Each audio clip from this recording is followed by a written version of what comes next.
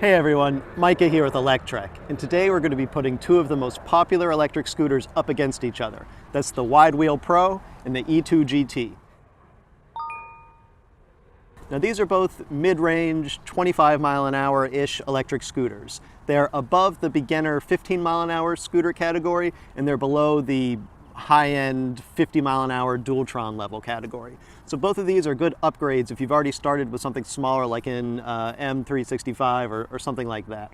So for these two scooters, we're going to compare them in three different areas. First is going to be on their numerical tech specs. We're going to check out the numbers. Second, it's going to be on the convenience of the scooters, how nice they are to use day to day. And third, on the comfort, how nice they are to ride. So we'll start by comparing the numbers. Now when we look at the tech specs, we generally look at three different areas: the speed, the power, and the range. That's how scooters are often ranked.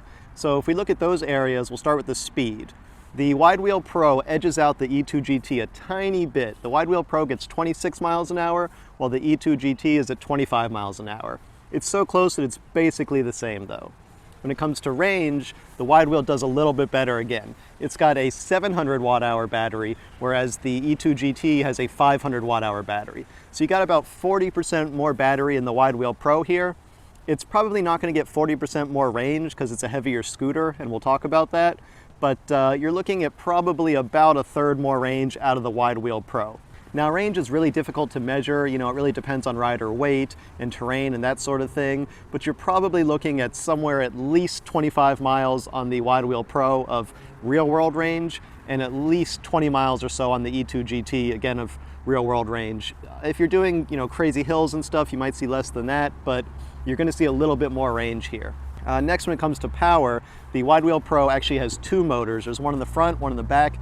Both are rated at 500 watts continuous. The E-Two GT only has one motor. It's up here in the front and it's rated at 700 watts. So the WideWheel Pro edges out the E-Two GT by a tiny bit in terms of power.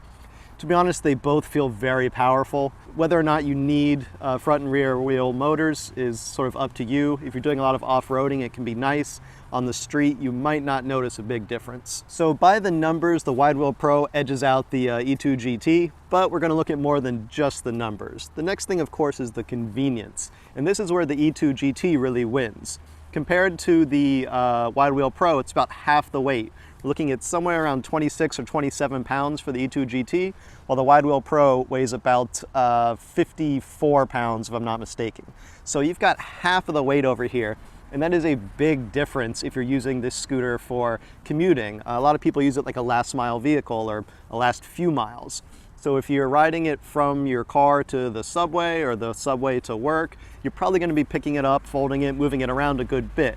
And when it comes to walking around with the scooters, the E-Two GT is definitely a lot nicer to carry around. The WideWheel Pro is a great scooter, but when you have that bigger battery, the two motors, a bit of a more substantial frame, it turns it into a much heavier scooter. The next thing for the convenience is the folding.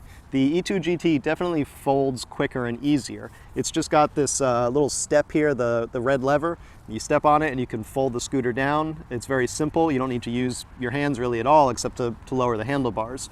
Whereas on the WideWheel Pro, you've got to unscrew this knob and it takes longer. It's not terrible, but it's certainly not as convenient as the E-Two GT.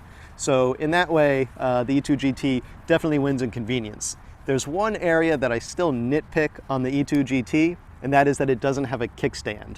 Right now, I have a stick holding it up like an impromptu kickstand, and I know a lot of people commented when I did the review of the E-Two GT that it doesn't need a kickstand because when you fold it, you can just leave it in the semi-folded position and it supports itself, and that's true.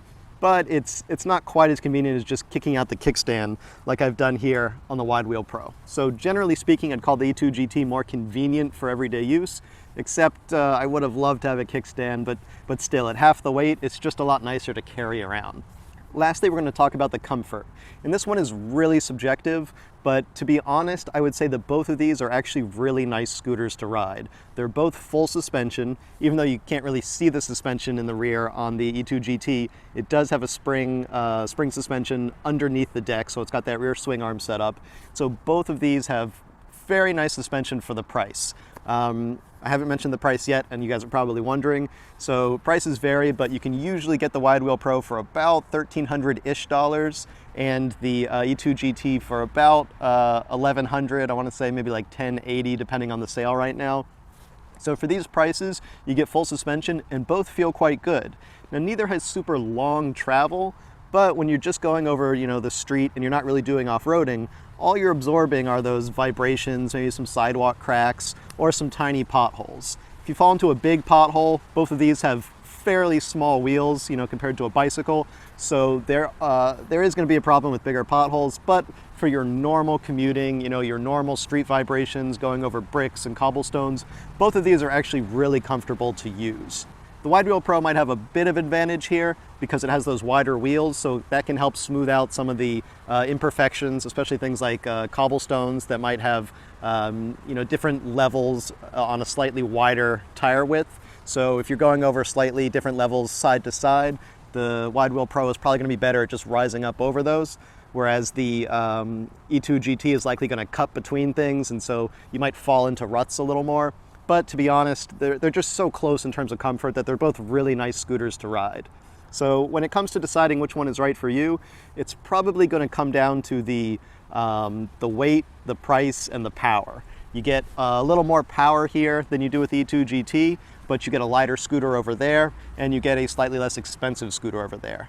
So those are the main differences between the scooters, and which one is right for you ultimately depends on the type of riding, on the type of power you're looking for, and the amount you want to spend. So I hope that video was helpful for helping you sort of decide between these two scooters and figure out which one fits you best. If you enjoyed this video, I hope you'll give it a thumbs up, and please don't forget to subscribe so you can check out all of Electrek's electric vehicle videos. We'll see you here next time.